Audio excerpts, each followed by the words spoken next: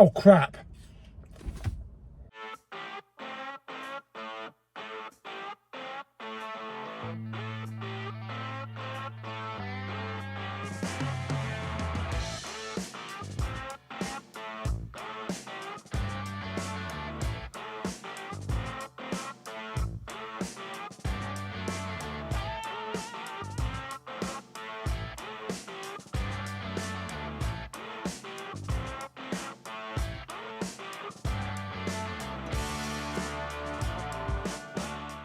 Hey everyone, Big Pauly back for a brand new video. Back with a new cinema review. Yes, the film that nobody wanted to review.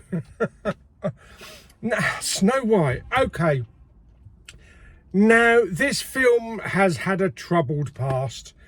Where do I start with the review? I'm going to kind of split it into two parts, kind of like the positives and the negatives. Okay, so this film has had a troubled past for a few reasons. There's been some comments said both by Rachel Zegler and also Gal Gadot, which has not sat right with a lot of Disney fans and, you know, long-time fans of the original film. There's been political stuff thrown in there as well. And then a couple of years ago, a photo landed on the internet of these like 7 humans, which at the time was mistakenly said to be the actual dwarfs, that Disney was kind of like changing it and woking it, and this is what we're going to get. And it's just recently come to light that that was never the plan. Even back in 2021, it was always the plan to have CGI dwarfs in the film, which we'll get onto in a minute. So far as Disney films go, I really had a lot of fun with this film. It's charming. The musical numbers hit every single note. We got a bit more backstory of Snow White and how her name came to be, and a nice build-up for the first 10 minutes or so with her parents. But before we go any further, let's look upon the positives to the film. Rachel Zegler, I know she's not to everybody's cup of tea, and a few statements that she made did harm the film and did throw a lot of people off, but she, let's just not kid, she is a superstar, an absolute superstar. She carried the entire film brilliantly. The acting was superb. The singing was impeccable. She looked the part. She was born to play Snow White. And let's just take out of the equation of, oh, her skin's not white and she's mixed race and all that kind of crap. After all, Snow White and the Seven Dwarfs was made over 80 years ago. And in that time, things are going to change. People's general perspective as well is going to change over the years. Things alter. It looked fantastic, especially on the IMAX screen, and this is what makes me sad, because even looking at how many people are actually booked to go and see this film over this coming weekend, Saturday night in an IMAX at 7 o'clock, there's like 2 people. When has a film ever opened where there's been so few people going to the cinema on a Saturday? And it's kind of sad for all the people that were involved in the film, everybody from costumes and sets and decorations and cinematography and music, because the film is not going to be seen by the masses at the cinema, and that's a bit of a shame. Another positive is the animals, which were perfectly done. Absolute fantastic CGI. They all had a little cuteness to them, like, you know, all the rabbits and the squirrels and the deer and things like that. And I found nothing wrong with them whatsoever. Let's get on to the dwarf, shall we? It's called Snow White. It's not called Snow White and the Seven Dwarfs. And a year or so ago, I did voice my opinion that they should have used actual real dwarf actors, you know, little actors with dwarfism. But when you look back at Disney past, you know, like Who Framed Roger Rabbit, Mary Poppins, stuff like that. Looking back, though, over the years, Disney have always had a good combination of adding, you know, live action to animation in a film, and it's always worked. And the first couple of scenes of the dwarves, you know, Bashful, Sleepy and Doc and everybody in the trailer kind of like threw a lot of people out, but in the final film they actually look really good. They actually look really good. Yeah, not total photorealism of what CGI can do, but it still has that cartoon element of animation to it. So they still have a cartoon feature about them. And without going to 2D, this is the best thing they could have done with 3D. And they're lovable. They are lovable characters. They have some really great songs. They have Down in the Mines, they have a really great song. And they interact with Snow White fantastically. Dopey, I think Dopey was my favourite. The expressions on his face, it actually made me cry in a certain scene. And I think it just worked really well. I really do. I can't believe it, but I think it worked really well. Like I say, they are not total photorealistic, you know, CGI to make look like actual humans, but cartoon versions. But I think they really worked well. A few negatives in the film. Jonathan, who plays the prince, didn't really hit it off for me. He didn't really have too much to do, and he was kind of a come and go type of character. But I've got to say, the most disappointment in the film was actually Gal Gadot as the evil queen. She just can't hold a candle the same as Rachel Zegler when it comes to screen performance. Now, I like Gal Gadot in, you know, Wonder Woman.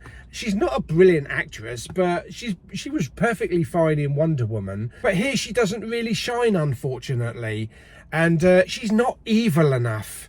And as for singing, she can't really carry a tune. And it doesn't have the same wow factor like when you're listening to a Rachel Zegler song. As for the new songs, yeah, I loved them. I thought they were great.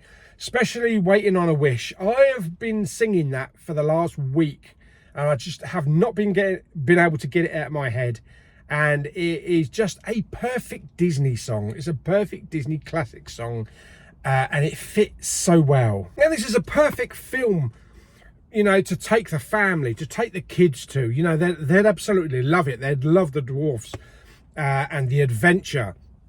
And it's a shame that, you know, people are going to miss out on that, and that they're just going to wait for Disney Plus to come along. You know, because going out to the cinema, there's nothing like it. You can't beat the experience. And just to be in the, you know, the same room with other people and just experience it on a big screen and the magic.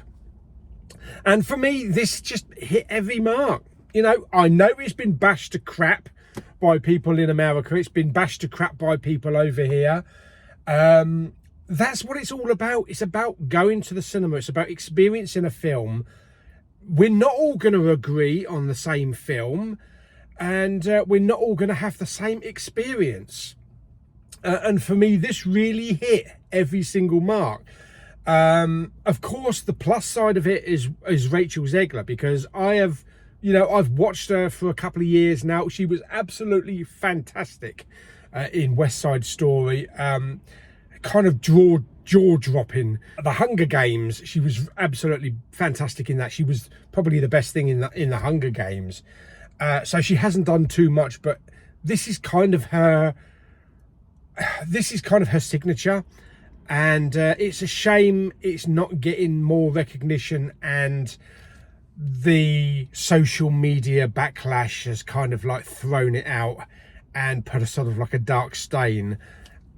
Because if none of that had happened, if none of that backlash had happened, and they hadn't revealed these mystical creatures and things like that, which in the original photo of these what supposedly were going to be the dwarves, they actually are in the film. They're actually called the bandits, and they do interact with the dwarves and Snow White. So they were always meant to be in the film, as it's come to light from recent interviews that I've watched with some of the people that actually worked on the film. So yeah, for me, this really did work. Now, I went to see, well, I think I went to see, Mama Bowman took me to see the original Snow White and the Seven Dwarfs when I was young. I think I was about 3. So it's the first film I ever saw in the cinema. Not that I remember it. I think Star Wars was the first film I actually remember going to see in the cinema. But I do have, every now and again, I have kind of like a vision, a kind of a click of me sitting there with my mum in the cinema. I like to believe that I am still remembering something like that, but you know, it was such a long time ago. And I think Mama Bowman would have absolutely loved this. We would have had a real good time with this. She definitely would have loved the Dwarves. They were funny, they were charming. The Dwarves and Rachel Zegler were the best thing of the film. Yeah, and the music as well. The music was great. So yeah, it's a shame Mama Bowman's not here to see it. But it definitely will be one that I pick up, definitely. And I do believe that it is up there with the live action remake of Beauty and the Beast and the Jungle Book. But that's just how I feel about it. And hey, everybody else feels differently. So, you know, if you hate it, you hate it. If you can't stand Rachel Zegler, you can't stand Rachel Zegler. But for me, this ticked 9 out of 10 boxes, basically. Yeah, so how am I going to rate it? I'm going to give Snow White, I'm going to give it 8.5. 8.5 apples out of 10. Which ties it with Companion as my 2 favourite films of the year so far. So there you go. Yeah. So that's my little review of Snow White. If you are curious, but you're not sure whether or not to go and see it, make a decision. Make a decision. If you've got a spare time or you don't need to fork out a huge fortune, go and see it on the big screen, because it does look fantastic and it sounds fantastic. And it does hit emotionally in certain scenes, and it's just one big adventure. Yeah, obviously if not, then just wait for it on Disney Plus. But it is a shame more people are waiting for it to drop on Disney Plus than actually go into the cinema, because that's kind of like taken away the fun of a big cinema trip. There we go. So hope you enjoyed the video. If you did, like it by giving it some thumbs up. Don't forget to subscribe, comment and share. I'll see you on the next video very soon. Bye bye.